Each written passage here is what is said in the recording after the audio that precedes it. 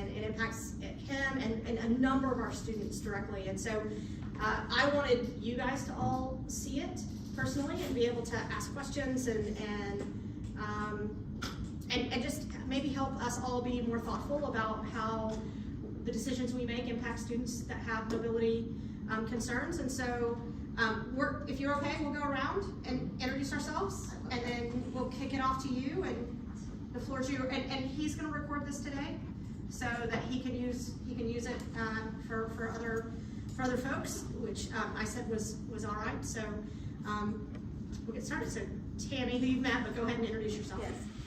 Tammy Wright, Assistant to the Associate Vice President of Campus Services, Casey. Jenny Cotton, Housing and Residence Life. Brad Morris, Campus Services, Capital Projects. Hey, I'm Ryan Green with Tech Dining. Julie Birchville, Activation and Community Engagement. It's a new role, so she's practicing the title. I'm trying to get it out. Practicing the title. Carolina O'Mara, still say Auxiliary Services for now. Bill Hilton, I'm with Stamp Sale Services. Casey Hilton, Campus Services. Brian Smith, Senior Director, Campus Recreation. All right, well, as Casey said, I'm Saif Aslam. I'm Vice President of the Able Alliance, and like she said, I'm here to go ahead and talk to you today about disability here at Georgia Tech. Some of the problems I and a lot of other students have been encountering, and of course, some proposed solution is to see how we can try to attack those and solve them for the betterment of the entirety of campus. So without further ado, I'd like to first off, again, thank Casey for letting me be here in the first place, and by proxy, Provost McLaughlin for connecting us together as well. So I think, go ahead and go to the next slide. So a quick show of hands. Who here has seen Field of Dreams? Yeah, that means I don't have to explain it. But for those of you who haven't, just really quickly, in the film, we have a young farmer, I believe played by Kevin Costner, who's told by a mystical, magical voice in the sky to build a baseball stadium, and if he builds it, they will come, they being baseball players. So the reason why I'm bringing that up is because in the film, in order to get the players to come, he first has to build the stadium. And I feel that that should be the way that we approach a lot of these issues. In order to get more disabled students to come to Georgia Tech, or in general just to improve the lives of students, we need to tackle these problems on before they become an issue, versus instead waiting for it to happen and then dealing with it as it is, because as I'm sure you're all well aware in your experience, that leads to a lot of stress on everybody's heads.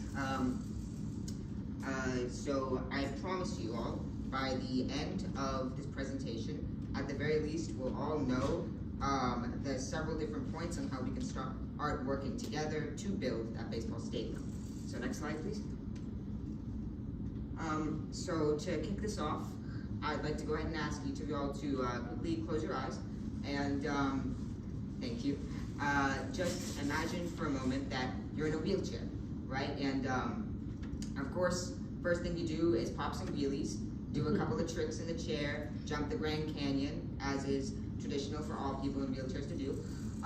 But afterwards, imagine that you're a student here at Tech and you're ready to start your day off by going to classes and getting everything that a normal student would do done. Next slide. So quickly, we're going to cover all this content. It might seem like a lot at first, but I promise we'll breeze through it all. And I don't know if Casey sent it out, but there's also a handbook I made before this that's meant to be read on its own. So as we go through, there's going to be a little black bar in the corner of each slide of the presentation that corresponds to a page in the handbook. So if you ever want to look back at that and want to connect the two together, you can just take a look and it should correspond correctly. Next slide. So first things first, let's imagine you're ready to start your day. You're at the front door, it's time to go to class. Open it, and what's the first thing you see? Next slide. Sidewalk decay. So throughout Georgia Tech, many of the sidewalks, just through regular wear and tear, weather, etc., have ended up degrading and are very, very difficult for individuals in wheelchairs to navigate.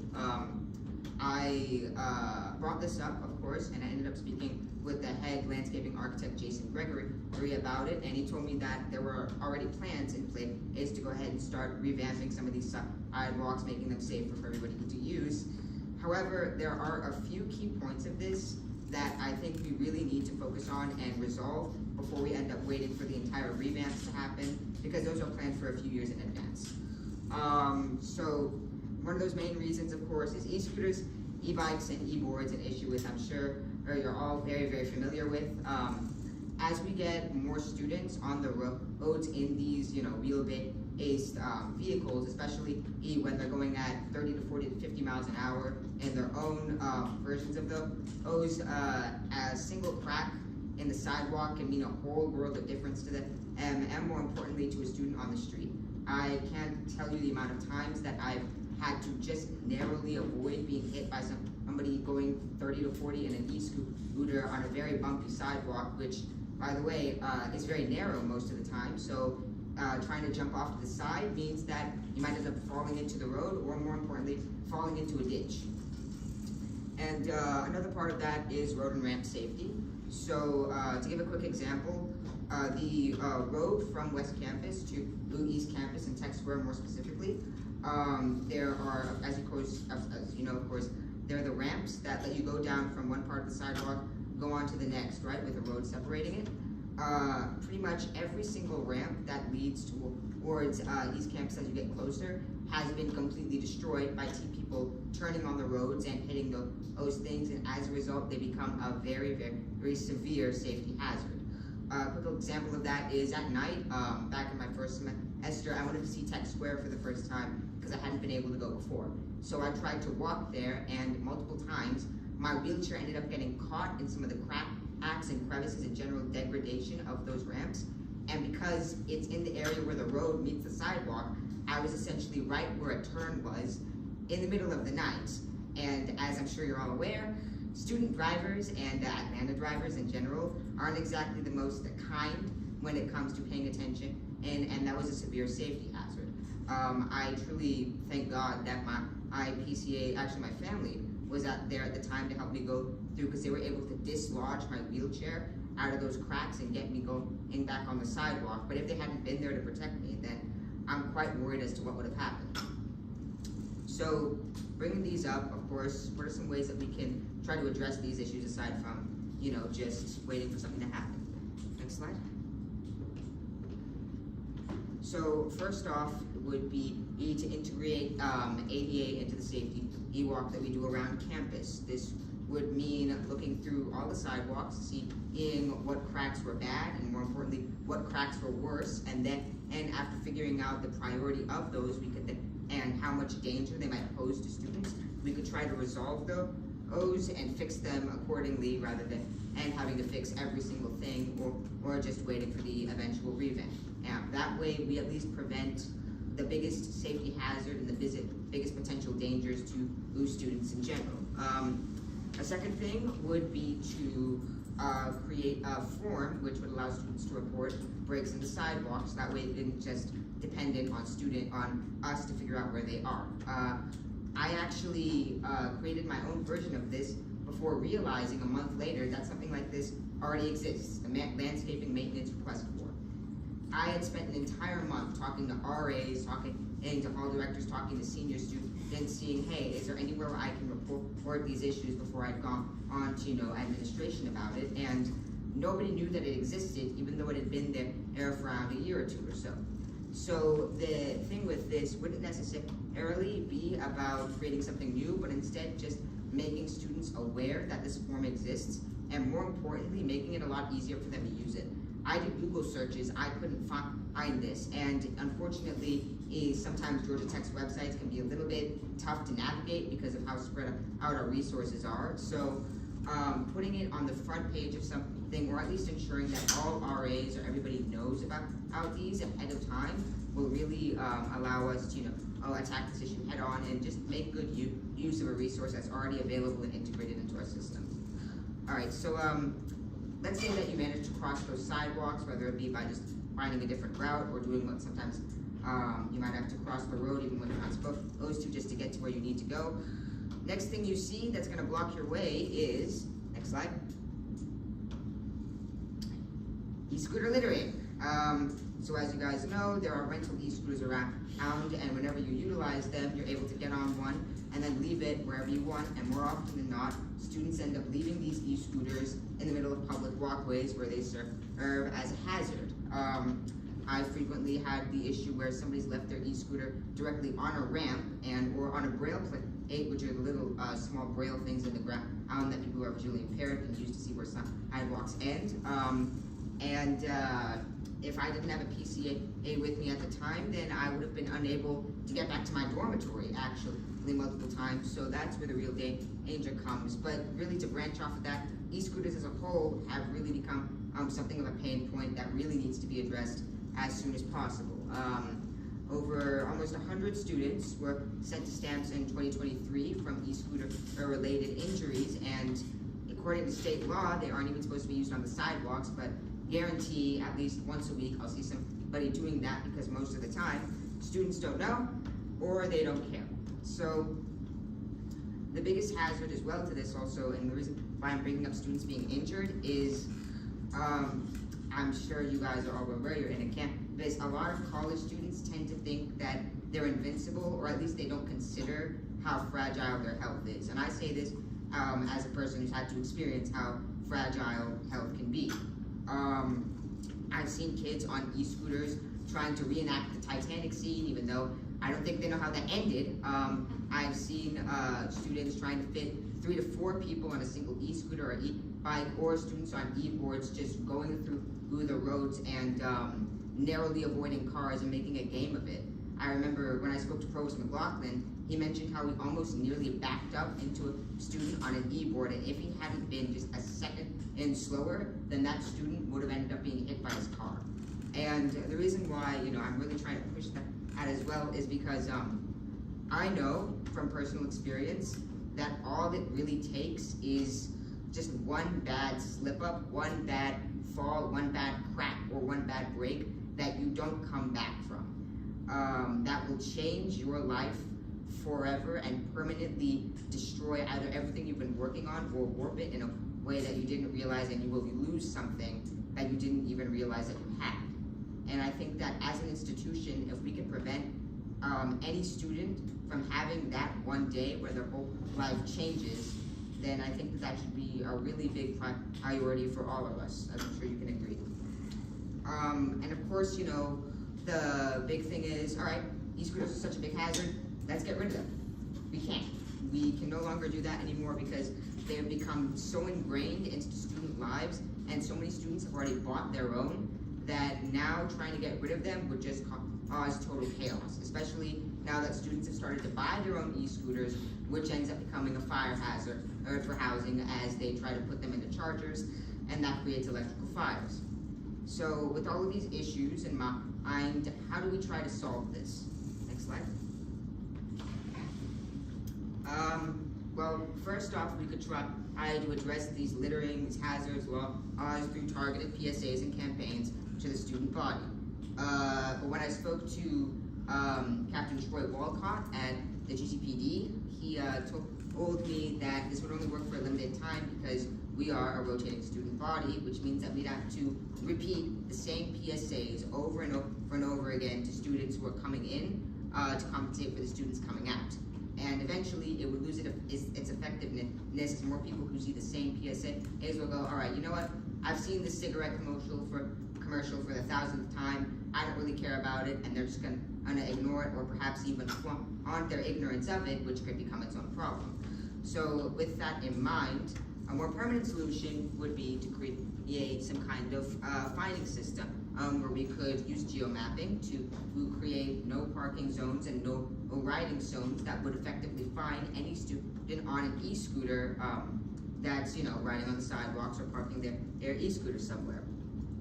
This would work especially well with something that SGA mentioned to me, which is Georgia Tech potentially thinking about how subsidizing the cost for rental e-scooters to motivate students not to buy their own, but instead just use the ones available on campus. That way you solve those 2 birds with one stone by A, not having students getting their own and causing electrical fires, but more importantly B, when a student is on an e-scooter and they're riding, they aren't going to have to pay a thing unless they try to break the law or try to ride in a no ride zone.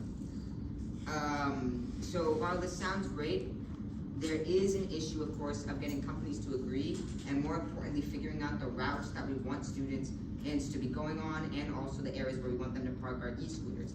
As just having a giant pile of rental e-scooters in the middle of Tech Green will end up just looking pretty bad. But I'm sure with the amount of people that are aware of this and the amount of work that I know has gone into this after speaking with so many different people and knowing that there are entire councils dedicated to solving this issue, I think that if we really push on this, we'll be able to resolve it and prevent that student from having that one bad day. But let's say you've rolled past the e-scooters, you've gotten somebody to move it out of the way, and you've narrowly avoided somebody zooming back and forth. Then you get to your class, and what comes next? Next slide. You have accessibility issues when it comes to the scanners and disability door buttons. So a lot of the scanners that we have here on campus are really great. They allow individuals with mobility issues and who are unable to reach out to actually open doors for the first time in their life. I myself, when I first got to Tech, spent an entire day literally just opening and closing my front door, going back and forth, as I'd never been able to open in my own door before in my life, and that really meant something to me. Unfortunately, a lot of these scanners are out of order or they're not double placed, which means that you'll have a scanner on the front entrance of a building, but when you go inside, there's no scanner on the back, which means that you can be trapped. Or, like in the West Village Dining Hall, you have a scanner at the front entrance that only opens the first door of a double door set, so you use the scanner, get in, and then you're unable to get in through the second door, and you're stuck until somebody decides to see you and help you get out. And this also extends to disability door buttons. I have encountered more broken disability door buttons here on campus than fixed and working disability door buttons, which really makes it a lot harder to go around campus on your own. And of course, that's only if they're actually in an area which I can reach, as more often than not, scanners and door buttons in general will be placed either too high or too low for somebody who's actually in a sitting position to be able to reach them, or is able to extend their arm, which I'm not. And of course, moving past the pad scanners and the disability door buttons, you have the blackboard scanners, which I've been told we're all going to start migrating towards as they're more secure. Those require you to tap your buzz card or your Apple Watch to them in order for them to unlock. And again, that just brings up the same issue of being difficult to reach or being difficult to utilize if you have a mobility issue or you're unable to extend your arms properly, which can go for anybody who has potential, who's paralyzed, cerebral palsy, not having actual limbs, etc. So bringing all those up, of course, there are some ways to tackle these issues head on. Next slide. So first off, bringing up the safety walk again, I would recommend potentially integrating scanners into that walk by checking each building and seeing which scanners are broken and which scanners aren't. And same goes with disability door buttons. And from there, you'd be able to enter and access buildings as necessary, or at least have an idea of what's broken and what's fixed, get those resolved before students come in, and then that way you don't have to deal with students having to actually deal with those issues when they come to school. A second thing would be to integrate broken scanners and broken disability door buttons on that same landscaping maintenance request form, which I brought up earlier. That way, you don't have to create something entirely new. We'd be solving two birds with one stone. And again, it's all about ease of access for students, as they're able to quickly and easily say, oh, this is broken. Let me click a button on my phone. Now I know people know that it's broken and it can be fixed. And of course, the final solution, which Provost McLaughlin specifically, he was really interested in, would potentially be expanding on the scanners as a whole and trying to work towards a new solution which could be applicable to all students regardless of their physical capabilities. I recommended in my handbook potentially having a solution where rather than having to touch your Apple Watch to a scanner, if you're in the proximity of one, you can get an alert on your Apple Watch, since we are putting the buzz card into it eventually. Tap it, and it automatically opens the door. That way, you could have it work for individuals who are visually impaired, people who are unable to move their bodies at all, etc. Of course, that would be something that would be much more difficult to implement. However, since we're at a tech school, and since we're all about building on the future, I really think that this solution would allow us to truly advance the forefront of accessible technology by solving an issue which most people don't even tend to think about.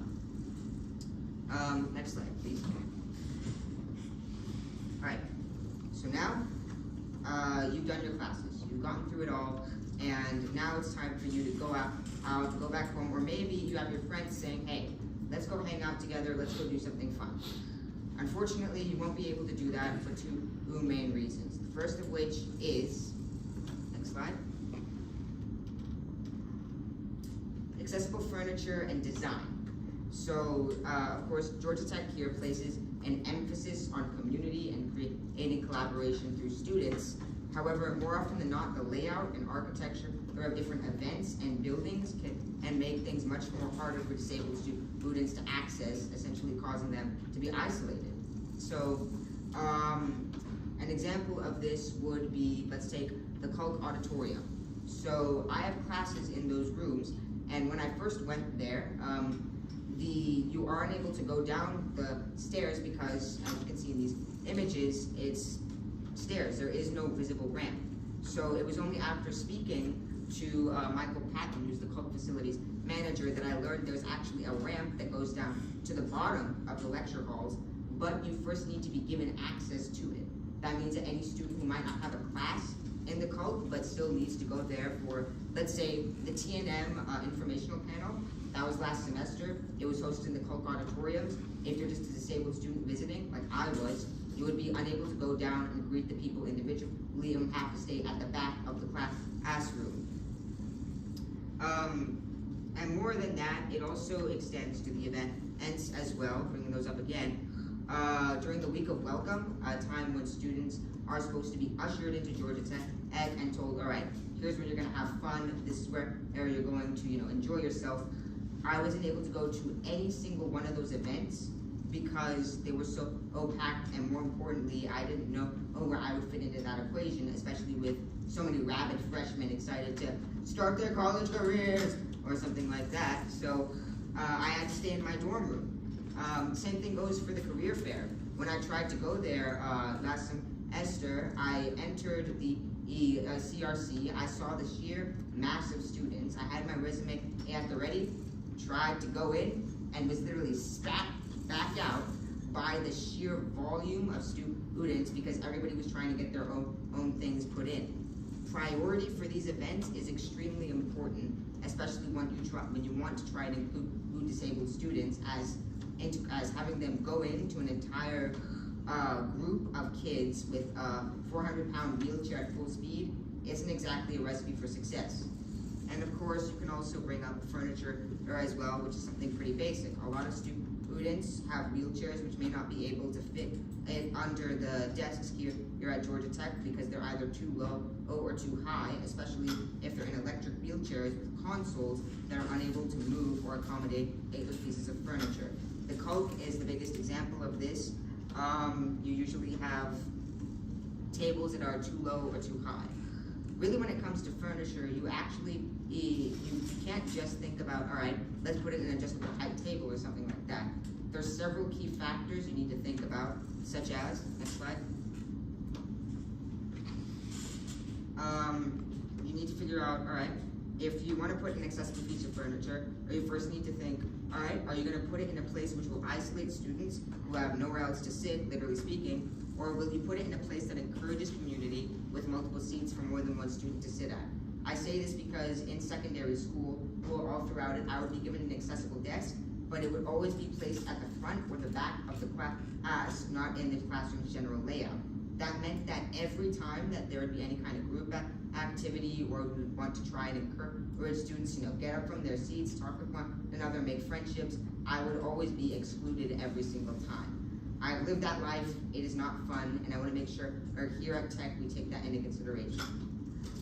Moving forward, you could also think about putting it in an area placed with lots of traffic, or in an area that's easy to access in a wheelchair without having to navigate through crowds.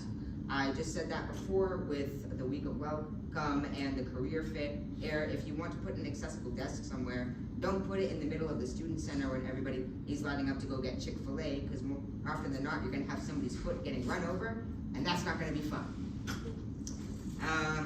And of course, finally, you need to think about marking it as disability friendly or just leaving it unmarked for anybody else to use.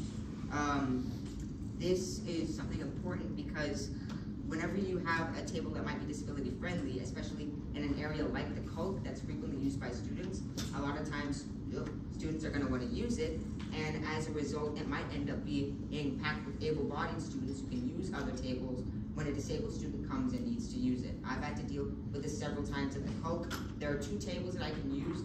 I think about 9 times out of 10, every time I go, that table is already being used, and it can be very, very difficult for a disabled student to come up to a group of people who are already there and say, hey, I know that everything's super busy, but can you please leave, because this is the only place where I want to sit. It's an awkward conversation, and it could be difficult to have. So having that disability marking will automatically indicate to those students, hey, this table is marked as disability friendly, this is something that, this is the only thing that a disabled student can use, and as a result, this is where they need to go. And of course, this might sound like a lot, and it might sound like a delicate balancing act, but I promise that it's possible. In fact, at the Flowers Invention Studio, I spoke to their president, Lucas Garza, about the fact that the studio was completely wheelchair inaccessible, and I worked with him for about 3 hours to figure out what tables would work, where they would need to put it, and how a disabled student would be able to use the Flowers Invention Studio without feeling that they were excluded or without feeling like they were going to hurt someone with their wheelchair or anything along those lines. And of course, saying all of that and bringing up the other issues, there's still some solutions aside from that that we need to think about and I think that the biggest one would be, next slide, ensuring that every major student center, classroom, and community area has at least one piece of accessible furniture that is clearly marked, and then introducing that or letting students know that it's there through some kind of map that's a diagram of each building's layout, indicating where these accessible spaces are and how they can get there. As a big part of Georgia Tech, especially when you're an incoming freshman like I am, is just exploring and trying to figure out where you need to go and why. I've been told that something like this already exists, which would be the map that lists out all of the gender fluid bathrooms on campus. Meaning that if that could be done, then I'm sure that we could create something similar to that at solving the same issue. So let's say that you weren't able to go to any of your friends, you weren't able to hang out with your friends, you weren't able to go anywhere. Now it's time for you to get back to your dorm. Since everything's so terrible, you thought about scheduling paratransit to help you get from point A back to point B back to your dorm. But unfortunately, there's going to be some problems with doing that. Next slide. I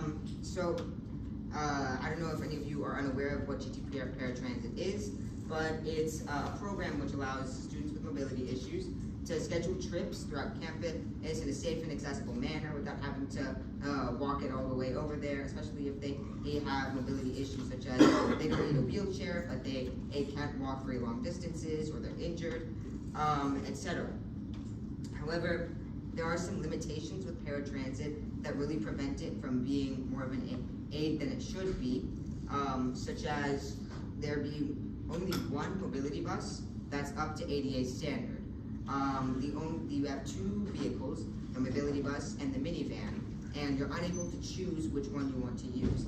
That means that if you're in a wheelchair that you feel needs to be safely locked into a vehicle or something along those lines, you aren't sure which one you're going to get.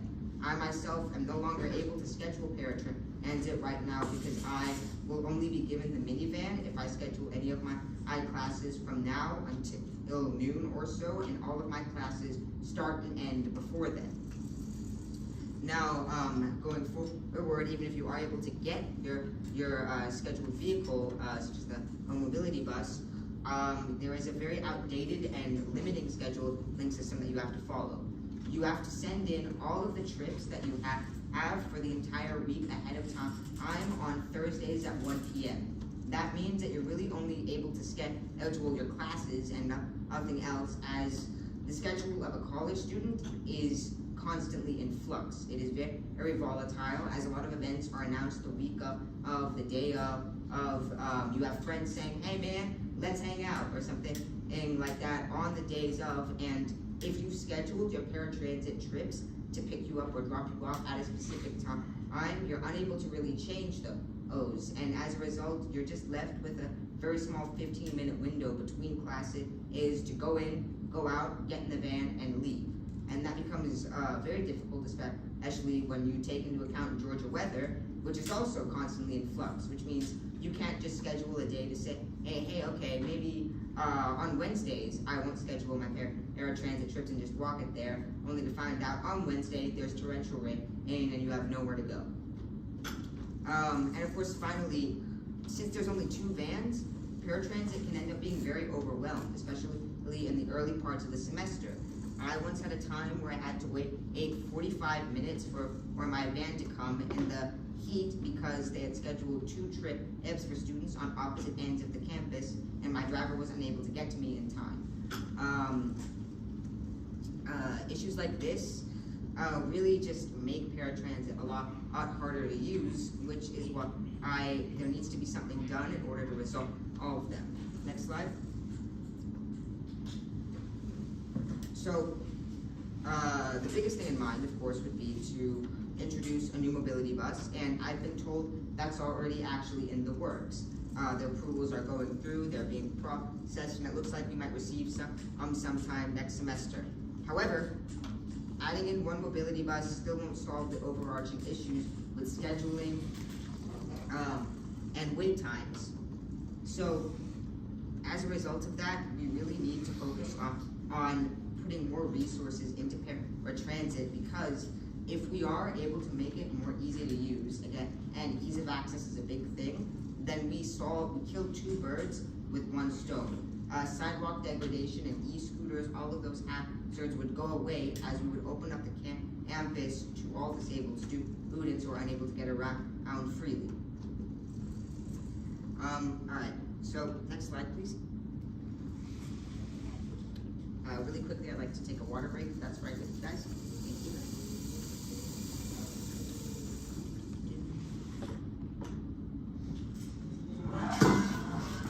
you. That was not me, that was someone else. I don't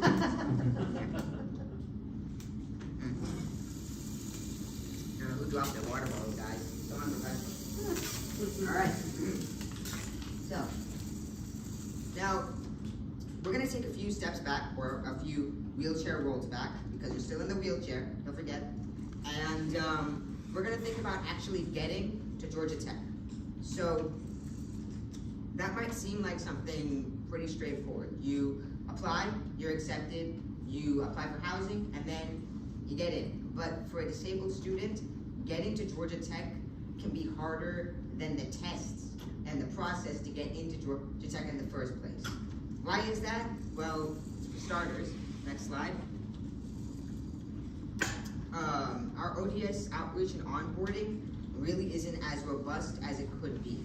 So a lot of the times when you're a disabled student and you're looking at prospective colleges, their ODS programs are something you need to take into account from day one.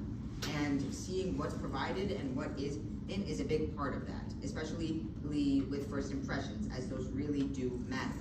So 3 examples of varying success in ODS outreach would be starting with MIT, which is the Georgia Tech of the North, as we all know.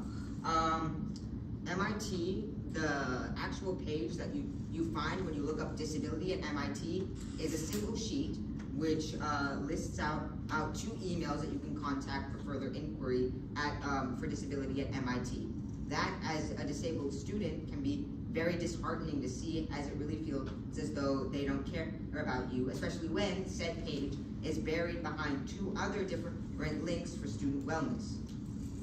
And when I had actually looked at the page last semester, they still hadn't updated from their COVID protocols, which had already since passed. Now, taking a look at our own website, we do a bit more. We actually have our own external ODS website, but it really isn't aimed towards prospective students and is instead focused more on the students who are already here at Tech. That means that a lot of the resources that we really provide just aren't really touched upon, and a disabled student might not know how much Georgia Tech is doing to cater to them and to accommodate them as necessary.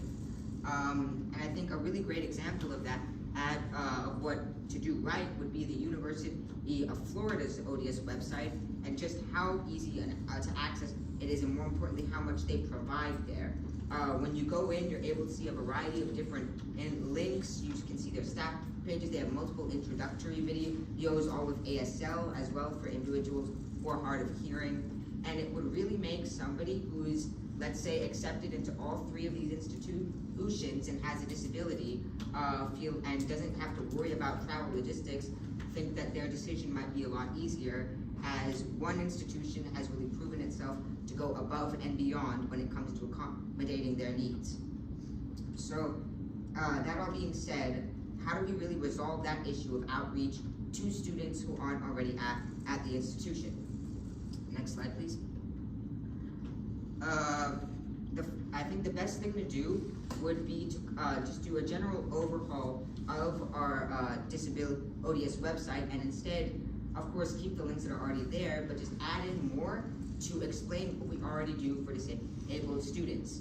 This would mean that we don't really have to do anything new, just let people know what we already provide, such as paratransit, GTPE being able to respond to injuries very quickly. That's something very unique that we provide that we just don't put out there enough. And the automatic doors, which I mentioned before, which are such a big thing to individuals with mobility issues. Again, I have two examples. University of Illinois, which is also really great aid for disability issues. They provide tens of different links to different pages dedicated towards telling what their ODS offices provide. Same thing goes with the University of Florida. They have quick check marks lists that show off just what they can do for disabled students. And I think that if we can do something similar, it would really help in showing prospective disabled students that we do care here at Georgia Tech, which just from the looks of this meeting and the fact that I was able to get here in the first place, we really, really do care. Next slide. So the second half of this issue would be focusing more on talking to our already to disabled students who are already here. A lot of the times, especially when you're an incoming freshman, you're unaware of the resources that are provided to you as a disabled student, and you just have to pick them up as you go, which can be very dangerous sometimes. An example of that would be, I don't know if you all remember last semester, that freak incident where lightning struck the generators and power was shut off to different buildings. I was on the 3rd floor of Skiles at that time, and there's no way out of Skiles if you're on the 3rd floor and in a wheelchair once that elevator shuts down, meaning I was trapped. I spoke to administration, and they also didn't know what to do when I didn't know what to do, and they ended up calling the fire department in a panic and telling me when the fire department got there, all right, you need to go with them and you need to leave now. That was something that was very difficult for me to agree with, because having somebody lift me up out of my wheelchair is very dangerous because my body is fragile. I don't know how well trained they are. I haven't met the GT fire department before, and I'm worried I might be injured if they try to lift me up in a hurry. Or let's say they want to bring my wheelchair down. My wheelchair is very old. It's very fragile. If they end up breaking that, then I'm unable to go to school, period. Oops, sorry. That all being said, by a stroke of God, the power came on just as they were about to whisk me out of the building, and I was able to go down without worry. But I felt at that moment that Georgia Tech did not care if I lived or died in a real event of an emergency. Like in a fire, if administration doesn't know what to do, I'm trapped up there and I don't know where to go either. By pure luck, I had met Fire Marshal Bridget Morale a few days before. I sent her an email essentially asking, does Georgia Tech care? And she walked me through everything and showed me all of the different safety procedures that I should know as a disabled student, like where to go in the event of a fire if you can't go down the stairs, which is hide in the fire exits, how to talk to GT firemen, and more importantly, just know your rights as a disabled individual. So keeping all of that in mind, there was a clear disconnect between information that is there and the students who need to access it. So how do we bridge that gap? Next slide. Another water break, so sorry. Whew. I don't know how professors do this. I've got it.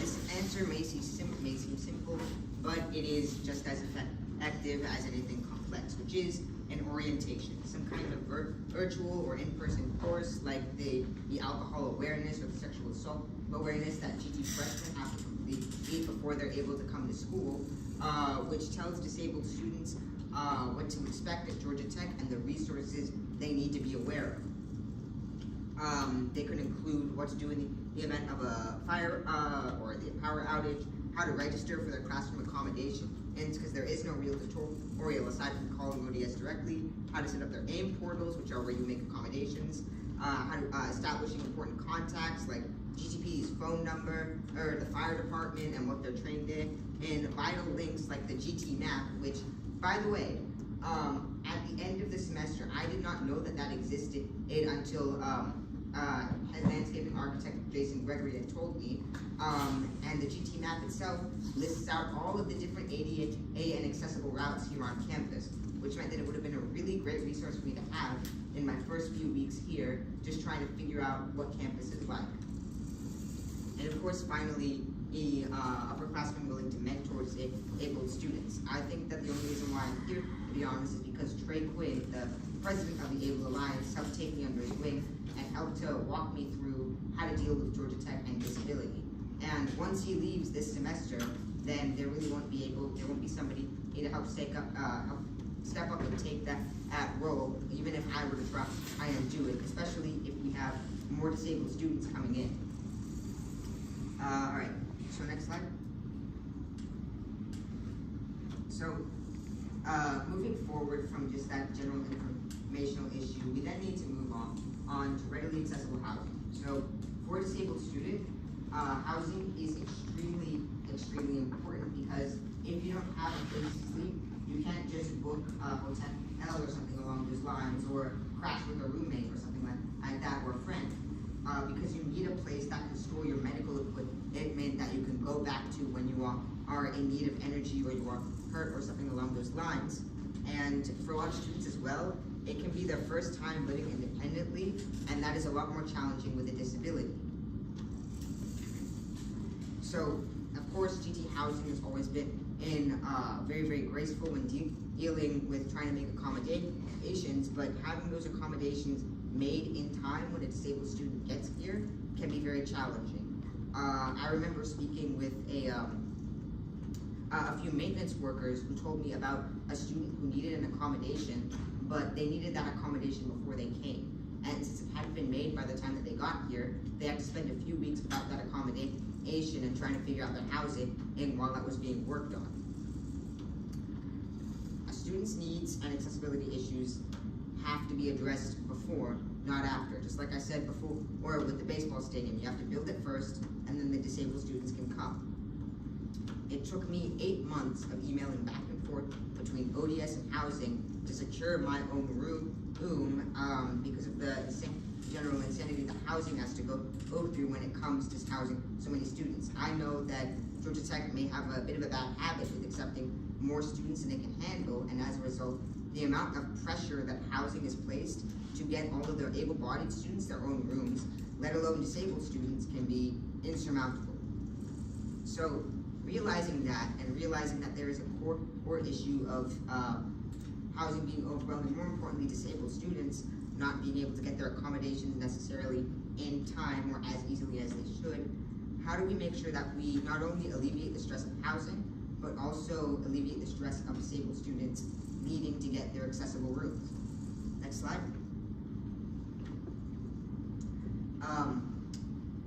West Campus is planning to create its first new dorm room in I think around 20 years or so that's said to house over 800 students. Taking the first floor and essentially using that to create readily accessible dorm rooms specialized for disabled students would allow for disabled students to know that there is a room for them to go into, and more importantly will allow housing to assign rooms for students with disabilities without having to worry about, okay, has student A gotten their accommodations? Are they here? What about student C? What about student D? Etc., etc. And this solution would also require us to not have to modify existing structures, which can be very difficult here at Tech, with so many buildings being as old as they are and being so hard to modify. When I spoke with the DRCD director, which is their Department of Disabilities, we have the cooler name, about general disability and how they were able to do things so well over there, she praised the effectiveness of having an accessible residence hall with entire floors dedicated towards general accessibility for disabled students. Next slide, one last word.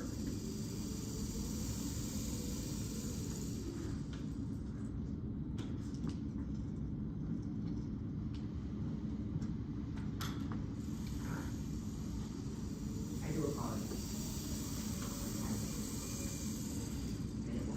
So,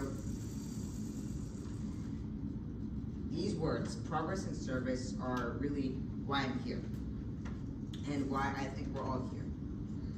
If we're able to solve these issues, or at least start to work on them, and prove that progress and service is more than a motto, but instead a code that our institution strives towards on a daily basis, and if we can prove that we can build that baseball stadium working together, and if we can really prove that Georgia Tech is building a future that is accessible to all, then I think that the world will come to us. All right, so thank you so much for your attention and your time. If we have some time, I'd love to answer any questions anybody has. Good job, thank you. Thank you. I've got some questions for you. First, I want to thank you for your presentation and joining us today. That was enlightening, and it really got me to thinking about ways, about just the challenges that you guys face in a different way that I probably just walk through my day ignoring all the time. So we appreciate you being here. Thank you. One of the things that really got to me was your slide about isolation and not being able to engage in some of the things. We plan events all the time, but I don't know that everybody considers how you guys are going to attend. So, especially Week of Welcome. So is there, well, and you may have answered my question, it doesn't seem like there's a lot of orientation prior to freshmen arriving that kind of explains to them how they're going to get around. No, Is that- ma'am, not at all. When I first got here, I think I got heat stroke multiple times because of that immense heat and just me being lost on campus, not knowing where to go, not knowing where events were, or more importantly, which events would, if any, would ever be wheelchair accessible to me, which meant that I spent a lot of time just sitting in my dorm room waiting for classes to start. And this is me saying that being a Georgia Tech legacy. Both of my sisters went here, and one of my sisters was actually here when I came, and they didn't know how to navigate the campus as well, because, as you said, when you're an able-bodied student, even if you have a family member with disability, you don't really think about those things on your own. So, yeah, there is no real orientation whatsoever. You're just sort of thrown in the deep end of a pool, and you have to figure out if you can swim or not, and more often than not, you just end up sinking to the bottom like a stone. Well, so I'm responsible for planning the Taste of Tech Square event, which is part of Week of Welcome, and it is one of those really big attended events. But if there's someone from your group that would be interested in meeting with me about how to just be mindful of how we can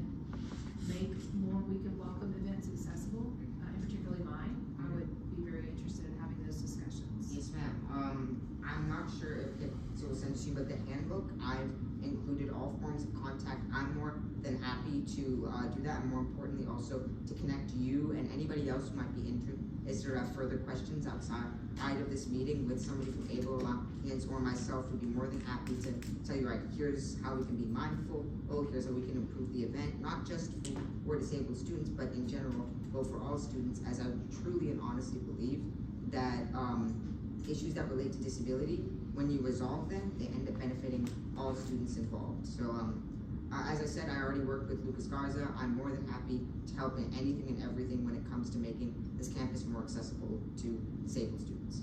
I think that we can connect you and Carly with him as well, so it's not just Taste Tech Square, it's all of Yeah, them. yeah, all those events, yeah. And I work with all of these guys, in their various events that they do. And so, I'll get your handbook, and we'll start having some discussions on, especially if there's like, hey, I've always wanted to go to this, but I've never been able to do that, then let's work on figuring. When you think events like the career fairs and things like that, that really it's a mob going into that space. Like, is there an opportunity that we can say,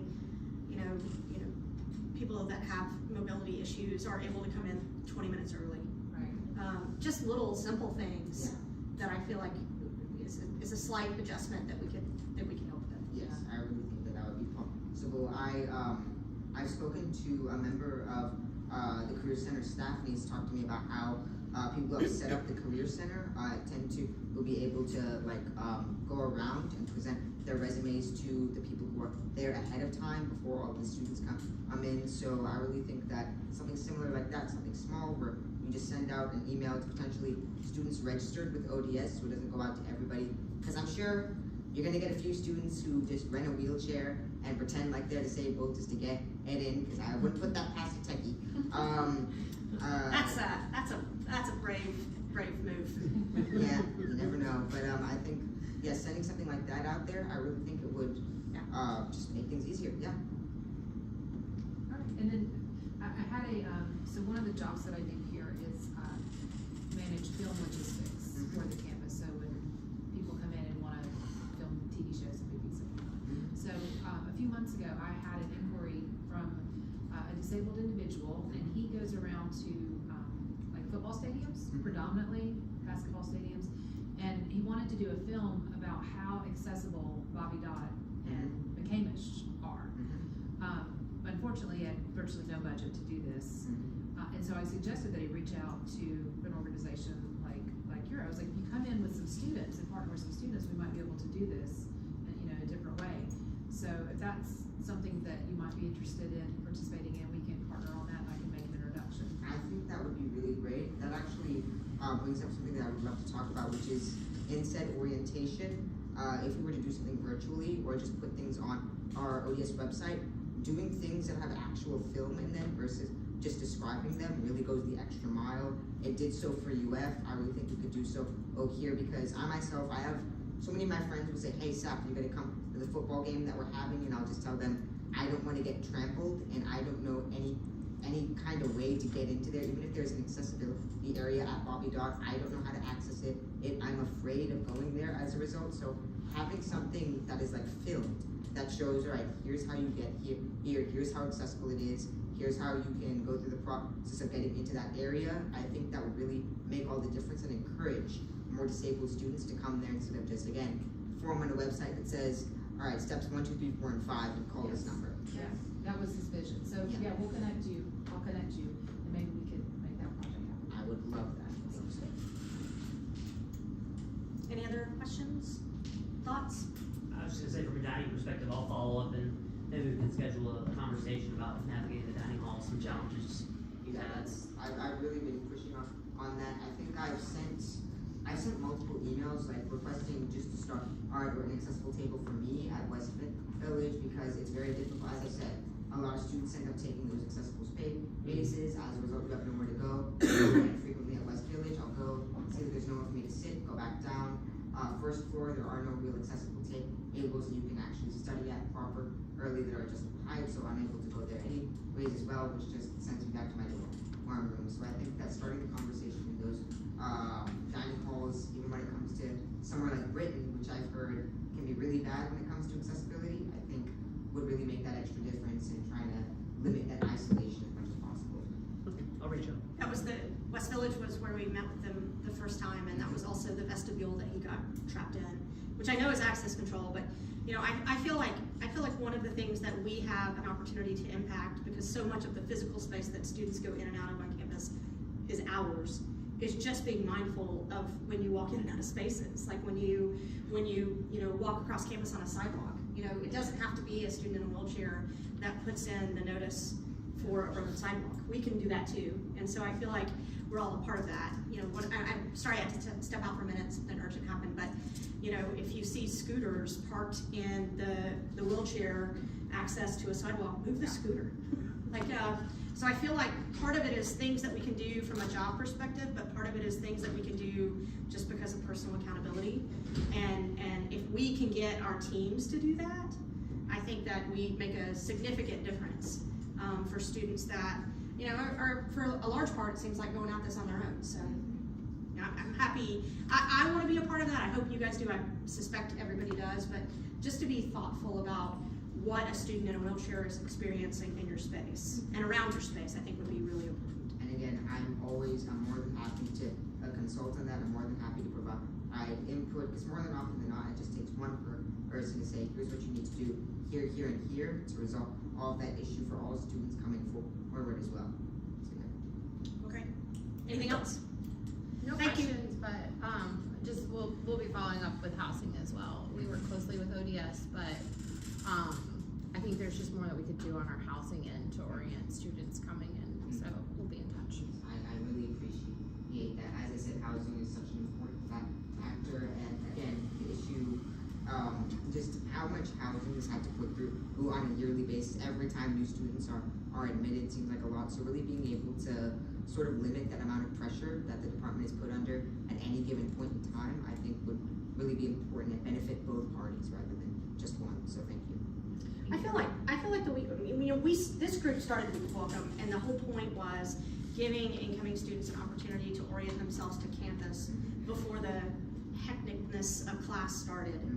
And so I think that we have an opportunity with Week of Welcome to work with ODS to do something a little bit more targeted and more all-encompassing than what we're doing right now. And so we'll continue to work on that for this coming fall as well. All right, thank you so much. Any final comments, concerns? I'm open. Great. No, it's very helpful. Thank you. Thank you so much, and thank you for